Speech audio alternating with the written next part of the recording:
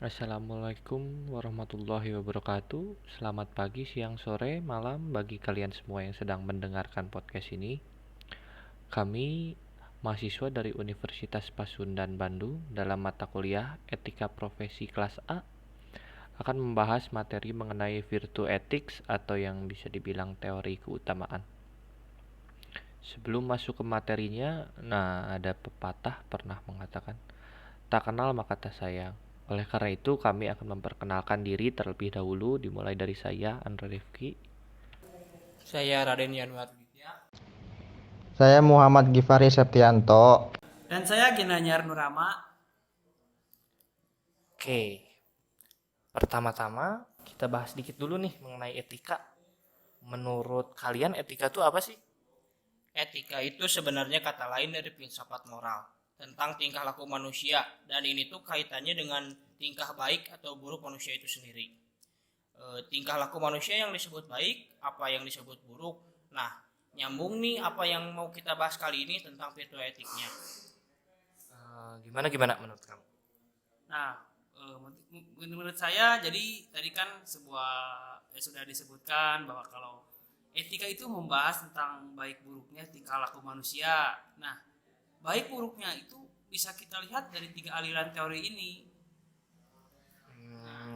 Coba tolong sebutin deh apa aja sih aliran itu tuh. Pertama ada teori utilitarisme, yang kedua virtue etik yang bakal kita bahas ini, dan yang ketiga teori deontologi. Nah, virtue etik ini apa sih kaitannya dengan etika ini? Atau apa sih virtue etik itu? Oke, virtue etik. Virtue etik ya, menurut saya kalau ginilah, kita baca dulu deh menurut Aristoteles. Menurut Aristoteles, kebaikan moral dapat dimengerti sebagai eudaimonia atau kebahagiaan, atau yang diterjemahkan dalam bahasa Inggris dengan well-being. Banyak sekali pandangan yang berbeda tentang kebahagiaan. Juga ada yang mengartikan kebahagiaan adalah kekayaan, kekuasaan, kesehatan. Namun sebenarnya kebahagiaan sejati itu menurut Aristoteles adalah bila manusia itu mampu mewujudkan kemungkinan terbaik sebagai manusia, seperti itu. Itu kan tapi definisi dari ahli ya. Kalau penjelasannya gimana tuh? Jadi menurut saya virtue etik ini bisa disebut etika kebajikan atau etika keutamaan. Atau karakter-karakter ini kan bisa berupa kejujuran, bisa berani, rajin, baik hati, disiplin, dan yang lainnya. Nah, itu namanya karakter. Virtue etik ini gak ngebahas soal perbuatannya, tapi ngebahas soal orangnya. Jadi kalau ditanya perbuatan baik itu apa, ya tinggal jawab perbuatan baik itu perbuatan yang dilakukan oleh orang baik. Nah, itu virtue teori. Contoh menurut Aristoteles, keutamaan mata adalah membuat mata dan fungsinya jadi baik karena penglihatan yang baik. Terkait dengan mata yang baik, atau contoh yang lebih gampangnya gini deh, Nabi Muhammad SAW itu adalah orang yang baik, maka apa yang dilakukan Nabi Muhammad adalah perbuatan baik. Jadi poinnya itu dari orangnya, bukan dari sifatnya. Oke, itu tadi kan sudah dijelaskan ya kalau penjelasannya tuh. Kalau contoh dari yang ada di sehari-hari gimana? Oke, ini biar kita lebih paham ya kan. Jadi saya akan memberikan salah satu contoh yang menurut saya. Jadi misalnya kayak kamu nih punya teman, saya dari semester 1 sampai sekarang semester 7 nih. Gak pernah tuh yang namanya neraktir. Nah, tiba-tiba teman kita tuh langsung neraktir gitu nih. Nah, kita kan sebagai temannya dia tuh curiga dong, ada apa ya kan, pasti kita juga kaget. Jangan-jangan ini ada teori utilitarianisme nih, atau ada maunya seperti itu. Tapi kalau kamu dari semester 1 sampai 7 orang yang suka neraktir, ya saya juga kan gak kaget seperti itu, karena sudah tahu gitu dia orangnya baik, suka neraktir saya. Begitupun etika kebajikan seperti itu. Tahu gak, menurut saya contoh yang lebih kita rasakan ketika ada sesuatu orang dari semester 1 sampai semester 7, dia tuh gak pernah nih berkelompok sama kita di setiap matkulnya. Tapi waktu semester 7 dia tuh tiba-tiba ingin sekelompok sama kita. Nah, kan di situ kita ada curiga gitu sama orang itu. Apakah dia ada maunya atau apa gitu sama kita. Oh, oke oke oke. Jadi kalau gitu sama aja dong. Itu kan namanya kebiasaan orang. Ya itu lebih tepatnya kayak kebiasaan orang. Jadi fokusnya itu kebiasaan. Siapa orang yang berani, orang yang terbiasa berbuat berani, siapa orang yang tepat waktu, orang yang terbiasa tepat waktu. Kalau kamu tepat waktu karena takut dimarahi dosen, itu namanya utilitarianisme. Karena kamu melihat dari akibatnya. Kalau kamu tepat waktu, memang peraturannya wajib tepat waktu. Itu namanya deontologi. Karena memang ada aturan yang mewajibkannya. Gitu. Oh, gitu. Nah, kita kan negara hukum kan ya. Tentu dong pasti punya yang namanya hukum positifnya. Nah, bila dikaitkan dengan teori ini gimana? Oke, jadi kalau menurut saya ya sebagaimana yang telah dipaparkan sebelumnya berkaitan dengan hukum positif di Indonesia yang ditugaskan mengambil jalan tengah untuk mencapai kesejahteraan masyarakat.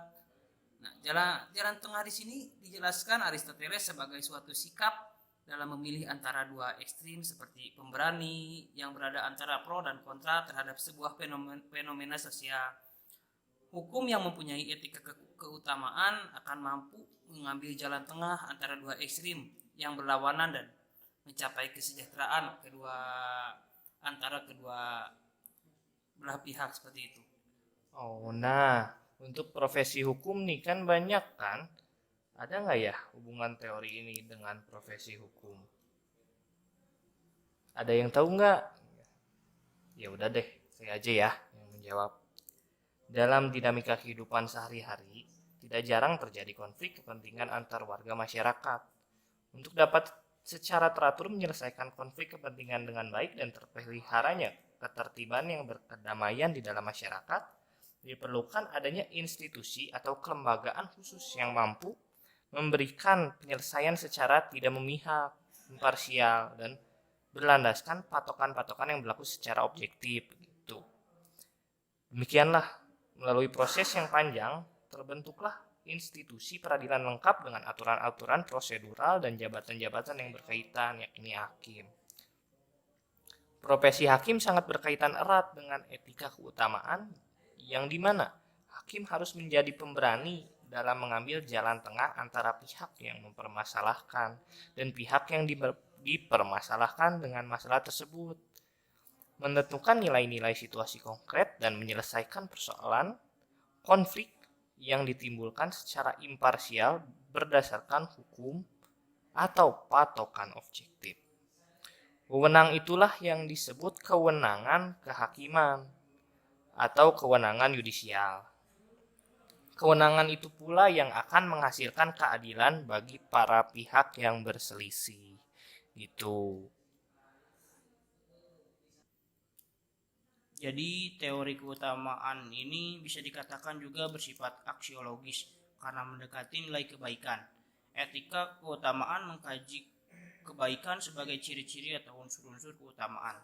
Tetapi kebaikan yang dikaji bukanlah kebaikan yang atributif semata, yang seringkali menyebabkan orang mudah terjebak ke dalam subjektivisme moral karena menjustifikasi kebaikan sesuatu berdasarkan selera subjektif dirinya sebagai ekspresi atas kesenangan dan pilihan pribadi, melainkan kebaikan yang bersifat predikatif yang lebih luas lagi sehingga membentuk klaim dan pandangan tertentu mengenai dunia. Kebaikan predikatif adalah berupa nilai-nilai yang tebal sebagaimana yang dikonsepsikan Aristoteles, misalnya sebagai ciri dari keutamaan atau virtue yang menghantarkan manusia kepada kebahagiaan seperti keberanian, pengendalian diri, kecerdasan, kebijaksanaan, persahabatan, kemurahan hati, keadilan, dan lain sebagainya. Oke, tadi tuh sedikit tambahan dari teman kami ya. Intinya tadi itu kita sudah membahas mengenai pengertian etika, membahas kita pun sudah membahas 3 aliran teori. Kita sudah membahas pengertian virtu etik menurut Aristoteles, menurut definisi ahli pun kita sudah bahas, dan kita pun sudah mencontohkan teori ini dalam kehidupan sehari-hari. Nah, mungkin segini dulu dari kami. Semoga apa yang kami bahas tadi itu atau kami sampaikan bisa dipahami oleh kalian semuanya yang mendengarkan. Semoga bisa bermanfaat edukasi dari kami, bisa menambah ilmu juga bagi yang mendengarkan.